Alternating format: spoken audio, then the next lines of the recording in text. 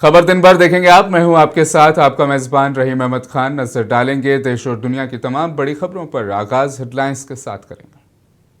सुर्खियों को पेश करने में ताउन किया है डॉक्टर ऑर्थो ऑयल के साथ साथ डॉक्टर ऑर्थो कैप्सूल्स साथ लेना ना भूलें।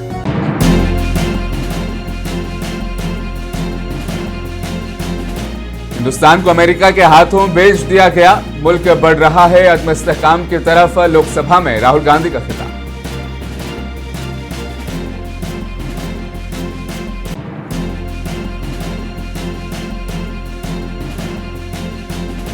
मुल्क को अमेरिका के हाथों बेचने से मुतालिक राहुल गांधी के बयान पर हुकूमत का शदीद रद्द-ए-अमल। कहा, हिंदुस्तान किसी के सामने नहीं झुकेगा।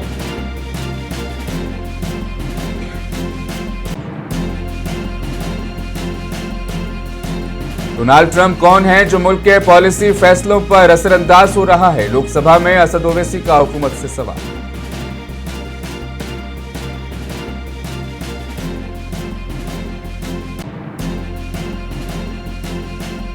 बांग्लादेश में पार्लिमानी इंतखाबात के लिए कल होगी वोटिंग। इलेक्शन कमीशन ने आजाद और शफाफ इंतखाबात का दिलाया यकीन।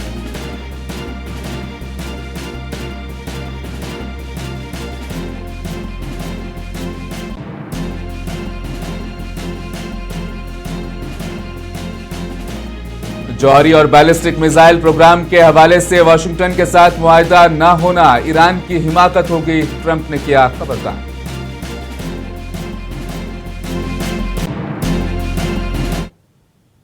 लोकसभा में अपोजिशन लीडर राहुल गांधी ने हुकूमत पर शदीद तनकीद करते हुए इल्जाम लगाया कि हिंदुस्तान को अमेरिका के हाथों बेच दिया गया और मुल्क इस्तेहकाम की हालत से निकलकर अदम इस्तेहकाम की तरफ बढ़ रहा है।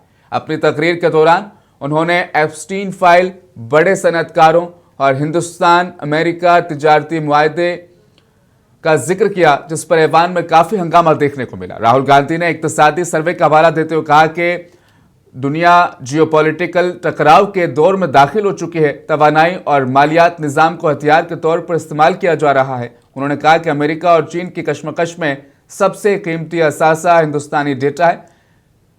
अगर अमेरिका को सुपर पावर बनने या डॉलर का गलबा बरकरार रखना है तो उसे हिंदुस्तानी डेटा की जरूरत है। राहुल गांधी के मुताबिक आबादी बोझ नहीं बल्कि सबसे बड़ी ताकत है।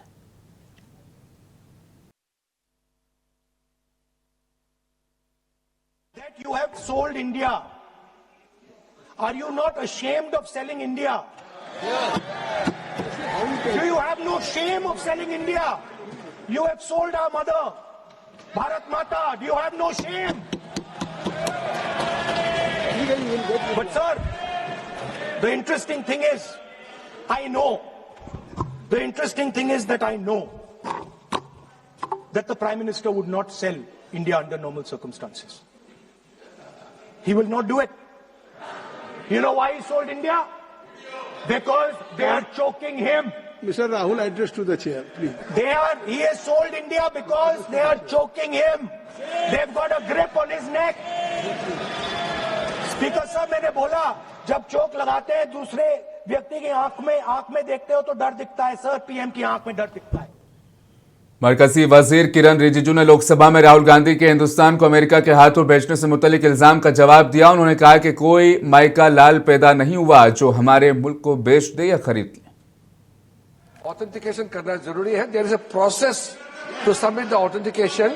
वो तो हम मांग करेंगे और लीडर ऑपोजिशन ने भी माना है कि वो करेंगे। ड्यू प्रोसेस से आप करना है। लेकिन जो मुझे कहना है, जो मुझे एक लाइन कहना है, आप सुनिए। राहुल जी ने कहा कि हमारा देश, भारत देश को आपने सेल कर दिया है।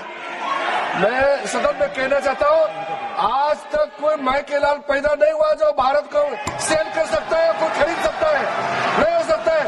और आपने प्रधानमंत्री जी को कहा, मैं दावे के साथ कहता हूं, इस देश का आज तक सबसे मजबूत प्रधानमंत्री नरेंद्र मोदी जी है। कोई हिला नहीं सकते, कोई हिला नहीं सकते। आपका कहने से क्या होगा? आप लोगों ने देश को इतना कमजोर बना के रखा है। 2014 तक हमारा देश को आप लोगों ने क्या हालत बनाया, और आज देश मजबूती से आगे बढ़ रहा है। आप लोग खुश नहीं है? बीजेपी रुकन पार्लियामेंट रविशंकर प्रसाद ने कहा कि राहुल गांधी को एक बात जान लेनी चाहिए, वज़ीर आज़म नरेंद्र मोदी की क़यादत में हिंदुस्तान किसी के सामने नहीं झुकेगा। राहुल गांधी जब भी बोलेंगे बेफजूल आरोप लगाएंगे, बेबुनियाद शर्मीले आरोप लगाएंगे, जिससे सदन की गरिमा कम होती है और उनके विपक्ष की नेता की भी गरिमा कम होती है। पहले एक बात राहुल गांधी जान लें, नरेंद्र मोदी की अगुवाई में भारत किसी के आगे भी झुकेगा नहीं। राहुल गांधी जी, आपके सरकार में शर्मल शेख हुआ था ना, आपके सरकार में मुंबई आतंकवादी घटना हुई थी ना, आपकी हिम्मत हुई थी क्या कुछ करने की?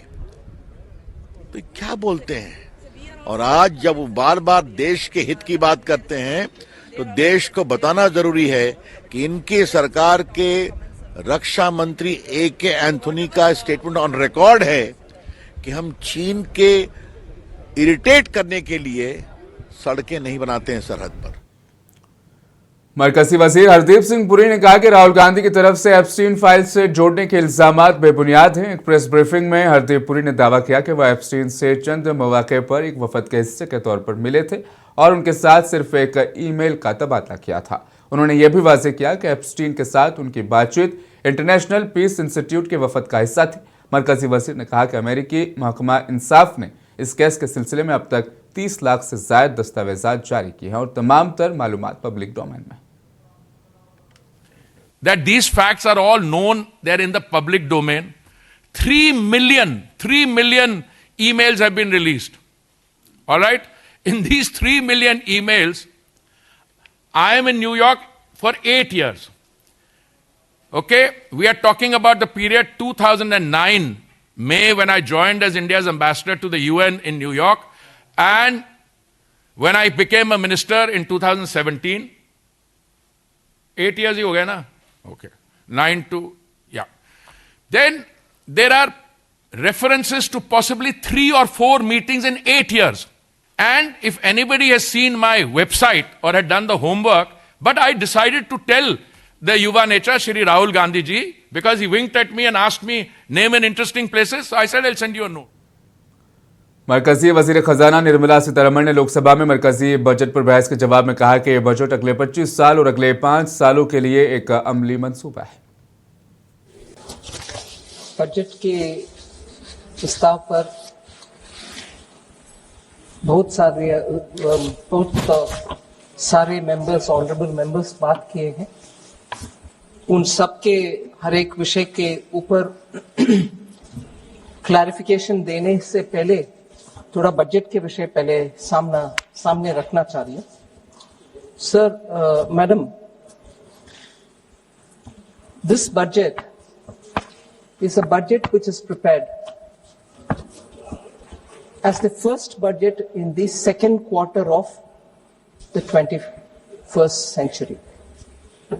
इसीलिए ये बजट 2026 से लेकर के 2050 तक का बहुत सारे विषयों को इसमें जोड़ता है। कांग्रेस एमपी केसी वेणुगोपाल ने लोकसभा में बजट पर बहस में हिस्सा लेते हुए कहा कि मरकजी बजट में आम लोगों के दर्द को नजरअंदाज कर दिया गया है। This budget is not a blueprint for a just, inclusive and confident India. It is a carefully packaged presentation, want to hide distress, rewards the privileged and ignore the pain of the common people. So the finance minister is proudly speak about high growth and development, but behind these claims lies the harsh reality. Like our Prime Minister surrendered before US on trade deal. Sir, our rupee also surrendered. Our rupee also surrendered to US dollar. So Indian rupee is now hitting a lifetime low, crossing 91 against US dollar. Hyderabad के रुकन parliament Asaduddin Owaisi ने लोकसभा में खिताब करते हुए मरकजी हुकूमत पर तनकीद की और पूछा कि डोनाल्ड ट्रंप कौन है जो मुल्क के पॉलिसी फैसलों पर असरअंदाज हो रहा है। असदुद्दीन ओवैसी ने इंडो पैसिफिक में चीन की पेशकदमी पर भी तशवीश का इजहार किया है। जो ट्रंप ने एग्जीक्यूटिव ऑर्डर 6 फरवरी का निकाला, सेक्शन 4 कोट कर रहा हूं, डायरेक्टली इनडायरेक्टली अगर हम रशिया का ऑयल लेंगे तो 25% लगा देगा। कौन है सर वो गोरी चमड़ी वाला वहां बैठकर हमको बोलने वाला? किस हमने इस मुल्क का आजाद इसलिए करवाया था कि वहां बैठकर बोलेगा मैं जिससे चाह तेल खरीदूंगा। तुम होते कौन हो? तुम मेरे माई बाप हो क्या? आप 25% लगाएंगे सर। और वर्ड क्या इस्तेमाल किया? इंडिया। यानी अब नयारा जो है नयारा कंपनी बंद हो जाएगी और हमको मॉनिटर करेंगे, आप भारत को उस पर ओवरसाइट करेंगे। अफसोस की बात है कि सरकार खामोश है। सर 2019 में ईरान का ऑयल मत लो बोले, आपने गलती की, आपने ईरान का ऑयल नहीं लिया। तो अमेरिका ने कहा कि इराक से लो, कंपेरेबल रेट पे, कंपेरेबल रेट पे, मार्केट रेट, नॉमिनल प्राइस पे नहीं। आज यूएस कह रहा है कि मोनोपोली रेट पे लो। कहां है सर? हम क्यों कर रहे हैं? क्यों इतना गिर रहे हैं इस गोरी चमड़ी वाले के सामने? आखिर हमारी हमियत कहां है सर? और एक बात बता रहा हूं सर, ये यूएस ट्रेड डील से European 2 minute sir, European union की ट्रीटी से हमारा पीएलआई का पूरा असर पड़ेगा, क्योंकि आपने टैरिफ गिरा दिया। आपने टैरिफ गिरा दिया मेडिकल डिवाइसेस पर, आपने टैरिफ गिरा दिया सोफिस्टिकेटेड मशीनरी पर, तो यूएस इंडस्ट्रियल गुड्स आएंगे, तो डी-इंडस्ट्रियलाइजेशन का खतरा है इस मुल्क में। Sir you are we signing a free trade agreement और a force purchase order? Sir Bangladesh से यूएस ने कह दिया कि हमसे कॉटन खरीदो, 0 टैरिफ। सर भिवंडी, मालेगांव, बनारस के पावरलूम का क्या होगा? 70% रॉ कॉटन। मरकजी वजीर पीयूष गोयल ने हिंदुस्तान और अमेरिका तजारती मुआहदे पर राहुल गांधी के इल्जामात को मुस्तरद कर दिया। पीयूष गोयल ने किसानों को यकीन दिलाया कि हिंदुस्तान अमेरिका तजारती मुआहदे में उनके मफादात का तहफ़्फ़ुज़ किया गया है। राहुल गांधी जी नासमझ हैं, ये तो हमने पहले से ही देखा है उनके राजनीतिक सोच में और कार्य में, लेकिन इतने बेसमझ हैं कि कैसे भारत ने अपने हितों की रक्षा की, कैसे भारत ने अपने किसानों को सुरक्षित रखा, किस प्रकार से आज देश का हर नागरिक, हर किसान माननीय प्रधानमंत्री नरेंद्र मोदी जी पर विश्वास करता है कि वे कभी भी भारत के किसानों का नुकसान नहीं होने देंगे। ये बात राहुल गांधी जी को समझने के लिए शायद कठिनाई होती है। तमिलनाडु के सीएम एम.के. स्टालिन ने कहा डीएमके और कांग्रेस के दरमियान इत्तेहाद बरकरार है। दोनों जमातों के दरमियान दरार की खबरों को मुस्तरद करते हुए उन्होंने तमिलनाडु में मखलूत हुकूमत के इम्कान को भी खारिज कर दिया। स्टालिन ने कहा हुकूमत में इक़्तिदार का इश्तराक तमिलनाडु के मौके नहीं है, कांग्रेस भी ये अच्छी तरह जानती है। தமிழ்நாட்டில் உள்ள மொத்த பூத்துகளுடைய எண்ணிக்கை 75,000. ஒவ்வொரு பூத்துக்கும் நாம செட் பண்ணி இருக்கக்கூடிய மினிமம் டார்கெட் எவ்வளவு தெரியுமா? ஒவ்வொரு பூத்துக்கும் 350 வாக்குகள். இந்த டார்கெட்டை நாம் அச்சீவ் பண்ணால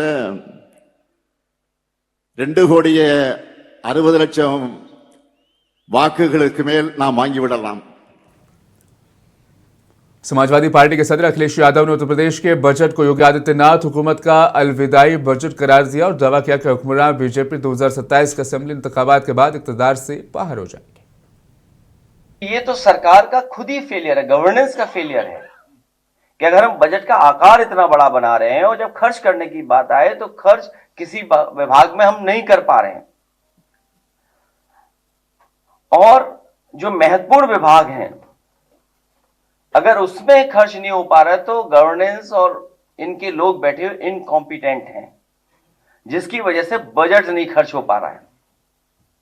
और फिर फिगर्स का बताना, उत्तर प्रदेश सरकार कहना कि जीएसडीपी बढ़कर के 2024-25 में 30.25 लाख करोड़ हो गई है। 30 लाख करोड़ जीएसडीपी, 25-26 में 36 लाख करोड़ पहुंचने की संभावना बताई गई है। लोकसभा के रुकने पार्लियामेंट हाजी मोहम्मद हनीफा जान ने आज पार्लियामेंट में बजट पर बहस में हिस्सा लेते हुए अपने पार्लिमानी हल्के लद्दाख के मसाइल को उजागर किया। उन्होंने कहा कि खित्ता जोग्राफिया तौर पर इंतहाई हसास होने के बावजूद तरक्याती सहूलियात के मामले में मुसलसल नजरअंदाज किया जा रहा है। उन्होंने बजट में लद्दाख के लिए मुख्तस की गई कम रकम पर तनकीद करते हुए कहा कि कटौती खित्ते के अवाम के साथ सरासर नाइंसाफी। आपने मुझे बोलने का मौका दिया। सर, इस बजट ने पूरे लद्दाख में गहरी तशवीश पैदा कर दी, क्योंकि यूटी लद्दाख के लिए बजट एलोकेशन में कमी की गई है और ये कमी ऐसे वक्त पर हुई है जब लद्दाख को अपनी मुनफरिद तरक्याती और स्ट्रेटेजिक ज़रूरियात पूरे करने के लिए ज़्यादा माली मदद की ज़रूरत है। सर, यूटी बनने के बाद पहला सालाना बजट एलोकेशन तकरीबन 3500 करोड़ के आसपास रखी गई थी, लेकिन दूसरे साल में तकरीबन तरक्याती खला और एडमिनिस्ट्रेटिव चैलेंज को देखते हुए इसे बढ़ाकर तकरीबन 6000 करोड़ के आसपास कर दिया गया। वंदे मातरम के बारे में मरकजी हुकूमत की नई हिदायत पर शिवसेना यूबीटी के एमपी अरविंद सावंत ने अपना रद्दअमल जाहिर किया। उन्होंने कहा कि कोई चीज हिब्बुल वतनी के जज्बे से लाने या सियासी मकासद के तहत लाने में फर्क है। अच्छी बात है, 50 साल पहले याद नहीं आया था, उनके मुख्यालय पे गाते नहीं थे, तिरंगा भी नहीं लहराते थे, न कि देश की स्वतंत्रता की लड़ाई में कभी थे। देश की स्वराज्य की लड़ाई की मंत्र था वंदे मातरम, उसका गान करते, राष्ट्रगान तो ही हम पार्लियामेंट में गाते, अब खत्म होगा तो वंदे मातरम।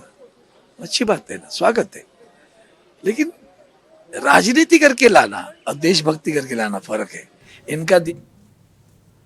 बिहार सीपीआई-एमएल के एमएलए संदीप सौरव ने वंदे मातरम से मुतल्लिक नई हिदायत पर तबसरा करते हुए कहा कि इस मुल्क में ये कभी लाजमी नहीं था। अगर हुकूमत ने इसे अपने सियासी फायदे के लिए मुतारिफ कराया है तो हम क्या कर सकते हैं। अब देखिए, आ गया है तो क्या कहा जा सकता है, लेकिन वंदे मातरम कभी से भी इस देश के अंदर अनिवार्य नहीं था। वंदे मातरम जिस किताब से लिया गया है, आनंद मठ से, आनंद मठ का पूरा स्वरूप जो है वो हिंदुस्तान के गंगा जमुनी तहजीब से नहीं मिलता है, तो इसलिए उसका एक खास संप्रदाय के लोग उसका विरोध किए हैं, जो कि जायज है, उनका अधिकार है, और इसीलिए देश के संविधान में लिखा नहीं है कि वंदे मातरम कंपलसरी है। बांग्लादेश में 12 फरवरी को तारीखी पार्लिमानी इंतखाबात होने जा रहे हैं। पार्लिमानी इंतखाबात में 300 हलकों में तकरीबन 12 करोड़ 80 लाख वोटर्स किराएदही का इस्तेमाल करेंगे। इलेक्शन कमीशन की जानिब से पोलिंग की तैयारियां मुकम्मल कर ली गई। इस दौरान पोलिंग अमले को मुतल्लका रायदही मराकज पर रवाना किया गया। सिक्योरिटी के भी वसीअतर इंतजाम किए गए। बांग्लादेश के chief election commissioner AMM Nasiruddin ने कहा कि जामे, आज़ाद और शफाफ वोटिंग को सख्त कानूनी तरीक़ेकार के तहत यकीनी बनाया जाएगा।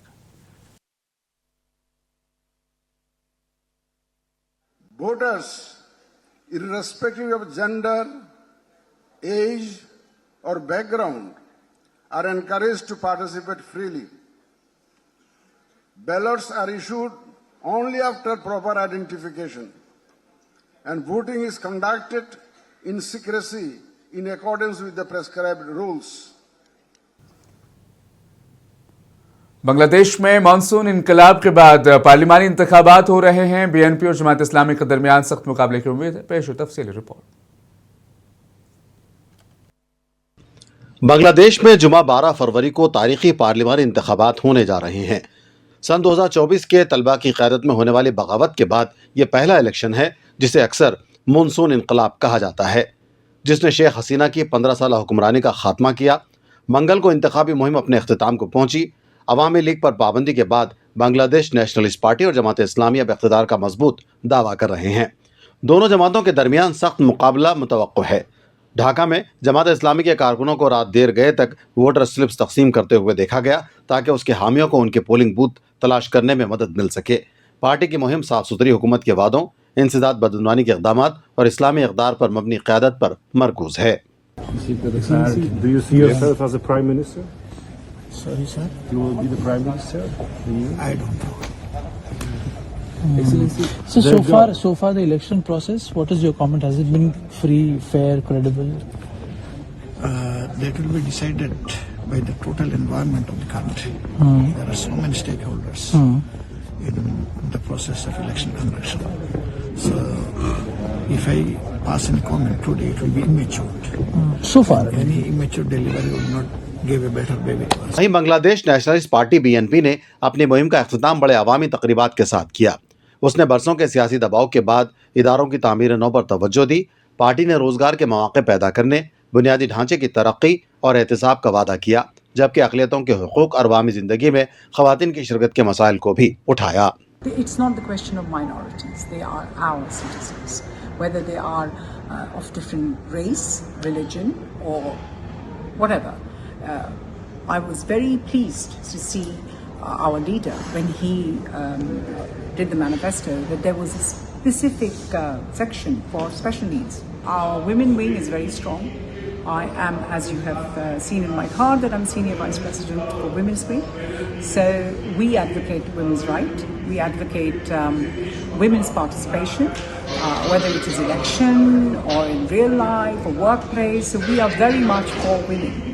PNP is very much for women.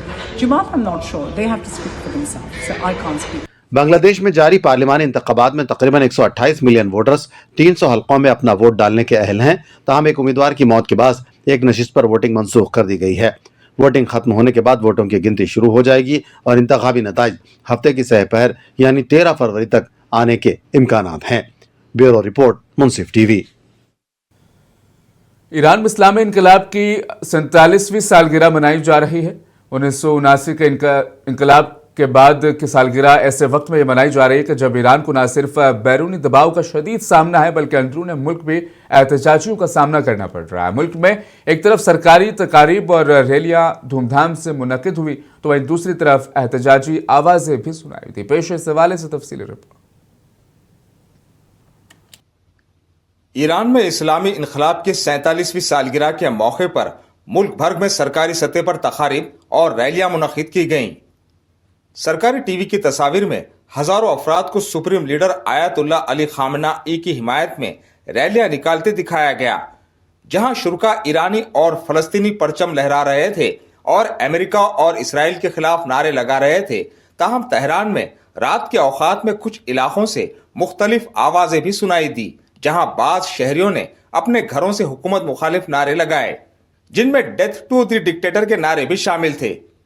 हालिया दिनों में अमेरिका ने खित्ते में अपनी अस्करी कुव्वत में इजाफा करना शुरू कर दिया है। अमेरिकी बहरिया का तैयारा बरदार जहाज USS इब्राहिम लिंकन और दीगर फौजी वसाइल पहले ही तैनात किए जा चुके हैं। अमेरिकी सदर डोनाल्ड ट्रंप ने कहा कि दूसरा तैयारा बरदार जहाज भी भेजा जा सकता है, जिससे खलीजी खित्ते में कशीदगी मजीद बढ़ने का खदशा है। माहिरीन के मुताबिक बढ़ता हुआ इलाकाई दबाव और अंदरूनी बेचैनी ईरान की सियासी सूरत हाल को मजीद हसास बना रहे हैं। वाज़ेह है कि ईरान का इनकलाब जदीद तारीख के उन वाक़यात में से है जिन्होंने पूरे मशरिक़ वस्ता की सियासत, मजहब और आलमी ताकत के तवाज़ुन को बदल कर रख दिया था। ये सिर्फ ईरान में हुकूमत की तब्दीली नहीं थी, बल्कि रियासती ढांचे, कानून और समाजी अख्तार की मुकम्मल असर-ए-नौ तश्कील थी। ब्यूरो रिपोर्ट, मुंसिफ टीवी। अमेरिकी सदर डोनाल्ड ट्रंप ने इस एतमाद का इजहार किया है कि ईरान अपने जौहरी और बैलिस्टिक मिसाइल प्रोग्रामों के हवाले से वाशिंगटन के साथ मुआहदा करना चाहता है। उन्होंने इशारा दिया कि ऐसा न करना ईरान के लिए हिमाकत होगी।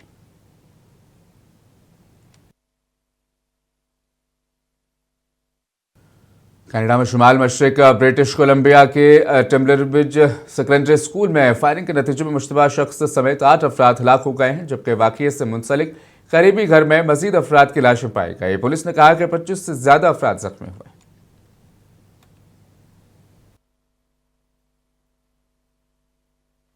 But I think the last time, the school shooters in Canada, there was one every few years as opposed to one every few days down in the States. And, I used to kind of go, look at Canada, look at who we are. Hindustan और श्रीलंका में जारी T20 world cup का 13वां मुकाबला आज जनूबी Africa और अफगानिस्तान के दरमियान खेला गया, जो कि इंतहाई दिलचस्प था। ये मैच कभी जनूबी अफ्रीका की तरफ तो कभी अफगानिस्तान की तरफ झुकता दिखाई दिया। दिलचस्प हालात का अंदाजा इस बात से लगाया जा सकता है कि फातेह का फैसला करने के लिए 2 बार सुपर ओवर खेला गया। एक वक्त तो ऐसा महसूस हो रहा था जैसे तीसरा सुपर ओवर भी देखने को मिलेगा, लेकिन आखिरी गेंद पर जब जीत के लिए 5 रनों की जरूरत थी, अफगानिस्तान के बल्लेबाज रहमानुल्लाह गुरबाज पॉइंट पर कैच आउट हो गया। इस तरह शिकस्त फतेह के दरमियान डगमगाता हुआ क्रिकेट मैच जनूबी अफ्रीका की झोली में चला गया।